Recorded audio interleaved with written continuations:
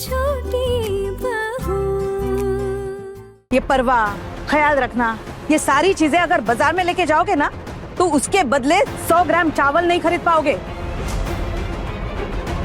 सबसे जरूरी बात यह है कि लड़की का परिवार कैसा है। मैं तो ऐसे कंगाल परिवार से शादी करवाने के लिए मैं राजी ही नहीं थी। मेरे भैया और भाभी मेरे पीछे पड़ गए कि एक गरीब लड़की की जिंदगी संवर जाएगी, इसलिए मैं तैयार हो गई बस। मैं एक बात कहूँ, ये जो आप लोग कैश की बातें कर रहे हैं, ये क्या दहेज है? नहीं, मेरा मतलब है कि दहेज मांगना अलाउड है क्या?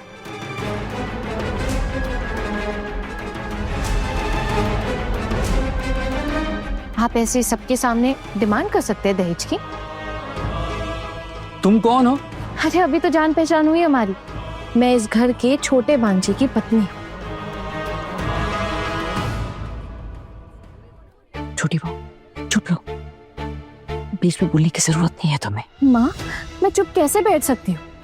मैं खुद एक लड़की हूँ और मेरे सामने एक लड़की को उसकी शादी के आशीर्वाद के अनुष्ठान में इस तरह अपमान किया जा रहा है।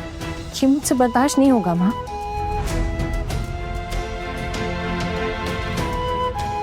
और दहेज मांगना कानूनी तौर पे दंडनीय अपराध है,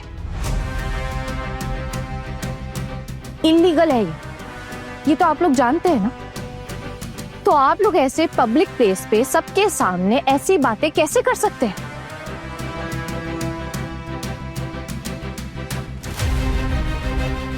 ना, आप प्लीज अपना मुंह बंद रखोगे? कोई लीगल सपोर्ट या एडवाइस नहीं चाहिए आपसे। बड़े बात कर रहे हैं, उन लोगों को बात करने दो, नहीं तो मामला और बिगड़ जाएगा। आप प्लीज इन सब से दूर रहो। आपके अपने मामा मामी का अपमान किया जा रहा है और आप यूं मुंह बंद करके सब सह लेंगे। आप तो इस अन्याय का कोई विरोध नहीं कर रहे ना, और जो अपनी आवाज उठा रहा है आप उसकी आवाज भी दबाने पे तुले हुए। आना चुप चुप। अगर तेरी वजह से ये रिश्ता टूट गया ना तो सारा दोष तेरे ऊपर आएगा। अगर ये रिश्ता टूट जाए ना तो ही अच्छा है दीदी।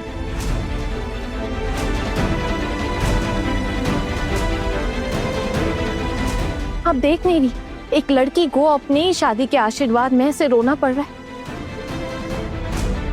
उसके माँ बाबा का सबके सामने अपमान किया जा रहा है, और ऐसे हालात में मेरा ज़मीर मुझे इजाजत नहीं देता कि मैं चुप बैठूं। बिल्कुल सही कहा आना ने, मैं उसकी बात से सहमत हूं। मैं भी यही मानता हूं।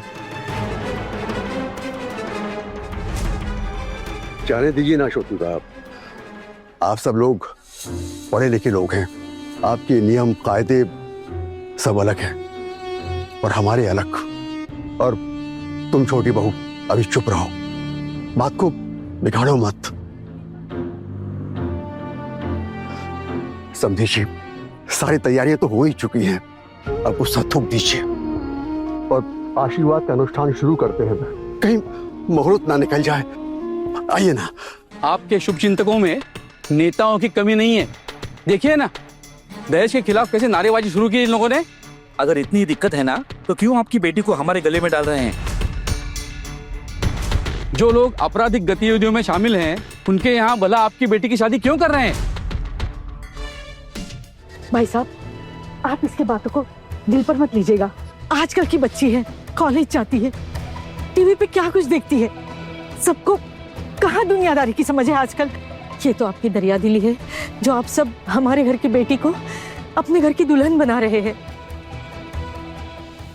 वैसे एक बात कहूँ भाई साहब, बुरा मत मानिएगा, अगर आपको इस शादी से इतना ही ऐतराज था तो ये बात आपने पहले ही बतानी थी।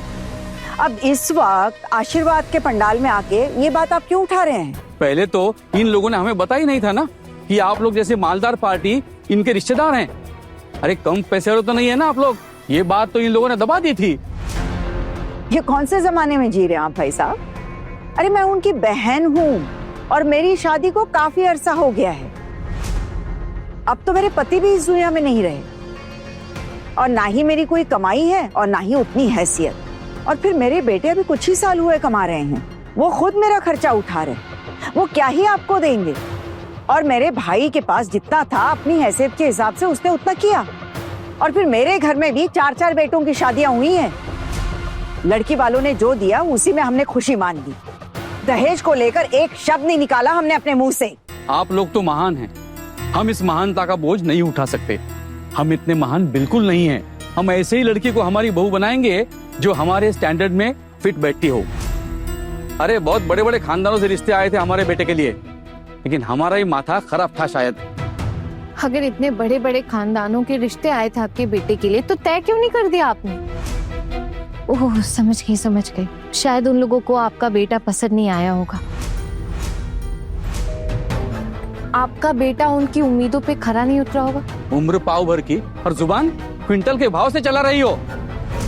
आपकी छोटी बहू तो बहुत ज्यादा ही जुबान चलाती है। सही तो कह रही है छोटी बहू।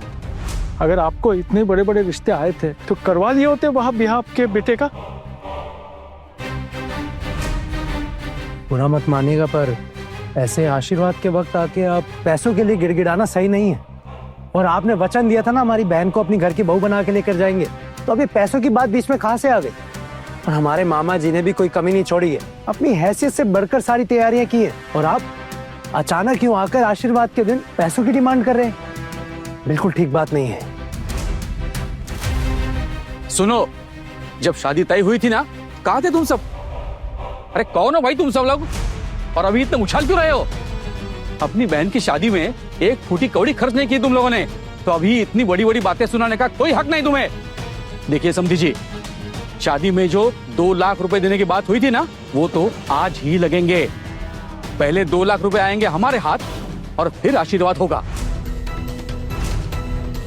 भाई साहब रहम खाइए मुझ पे, मेरी इज्जत चली जाएगी भाई साहब। और बात तो हुई थी ना कि शादी के दिन पैसे देने, आशीर्वाद के दिन तो बात ही नहीं हुई थी, फिर क्यों मांग रहे हैं आप? एक ही बात है ना, शादी में दे रहे थे तो आशीर्वाद में ही दे दीजिए और फिर आशीर्वाद हो जाएगा।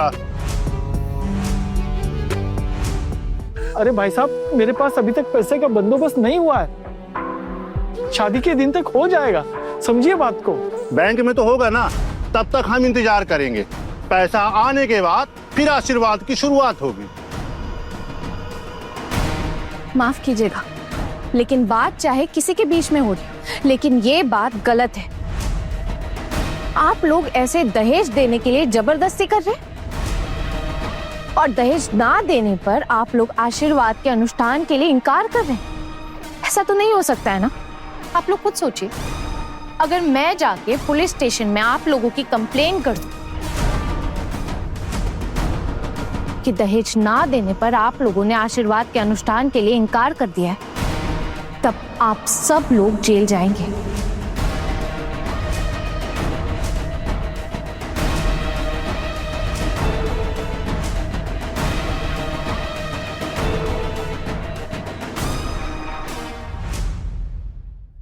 बड़े घर की छोटी बहू, रात 9 बजे दंगल टीवी पर।